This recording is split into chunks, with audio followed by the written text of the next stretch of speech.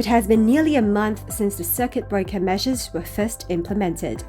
Amongst the hardest hit areas of the economy were the entertainment and food and beverage sectors, which saw strict social distancing measures enforced weeks prior to the circuit breaker.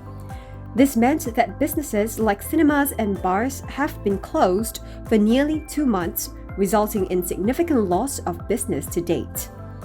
In today's episode, we speak with a business owner from the entertainment industry to uncover the hard truths about how the coronavirus outbreak has affected his business, as well as what his predictions were post-COVID-19. Thanks for tuning in to Bridging the Gap by Seedin. Joining us today is Mr. Elvin Poh, business owner of Outbar. Hi. Hi, Mr. Poh. Shall we start by introducing Outbar and yourself to our listeners? I'm 47 years old this year. 7 years ago, I started this bar business. Our bar has been operating in a new road and business has been very constant. It's also a place for drinking. Sometimes we'll do some team events, as in some nights with some special songs to entertain the customers. We have a lot of regulars because they are quite comfortable with the environment and familiar with people like the bosses, the staff. Other than that, it's not a karaoke bar. People just mingle around, talking, enjoy drinking, some finger food. Being in the food and beverage industry, could you share with our listeners how the coronavirus pandemic has affected your business over the past 2 months? F&B, from what I understand, there's different category. My kind of category is the first one to be hit badly by the circuit breaker.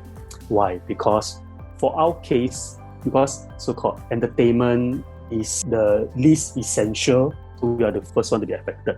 My kind of F&B, majority, the main profit comes from drinking. Finger food is secondary. So my kind of category is the first one to be closed. That's why when governments announce the circuit breaker, we all have to close. Other places, they serve beer and food. They are still open. And until the point that there's no dine-in, then that's a different subject. As a result of this outbreak, many businesses are experiencing cash flow issues. What's the situation like for Outbar?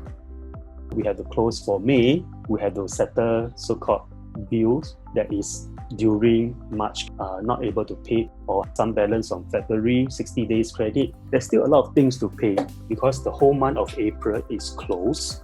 We also need to have other funds to pay certain supplier.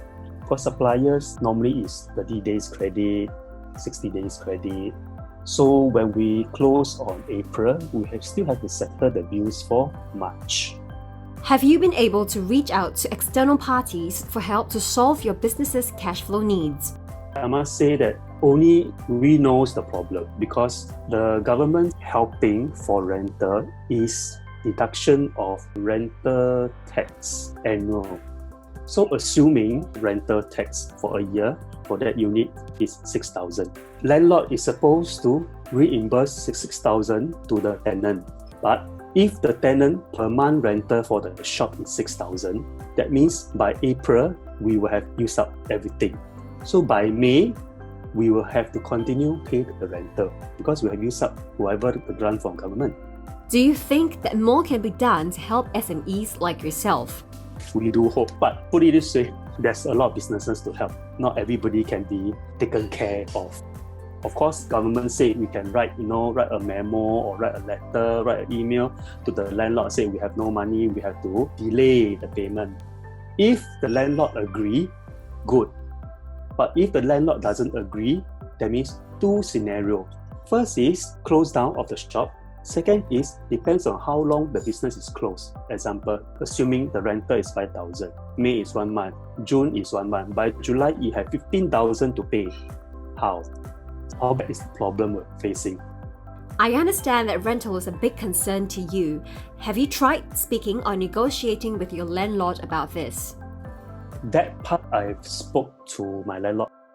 Okay, put it this way, my landlord is actually quite nice people, local.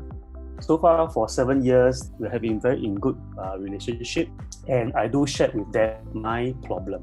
But they do have their own set of problems. They also have their own rent to pay. They have their own staff to pay. I do understand that. And till date, they yet to have a confirmed answer on the rental. We just work on the tax rebate first. And when it comes to May, no conclusion yet, but I think they'll be nice people. I hope so. With the extended circuit breaker restrictions expected to be lifted on 1st June, when do you see things getting better for Outbar? A bar like us, we believe, will be the last one to be so-called back to normal. Even everything goes well, by 1st June, life goes back to normal partially. Restaurant and all the so-called offices will be the first one to be released. But bar, because it's a so-called least essential, to play safe, I believe government will put bar maybe in July or maybe earliest mid of June.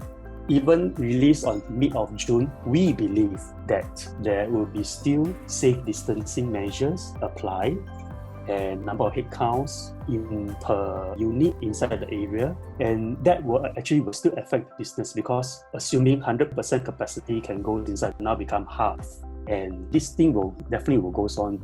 Nobody knows when it will end, provided the whole world situation can be stabilized. Maybe I would say earliest it will take about 3 to 4 months before it can really back to normal. One final question before we go. Do you have anything you'd like to say to our listeners as well as our community of investors at Seedin? Of course, we are all in the same boat. I do understand that everybody has their own problem.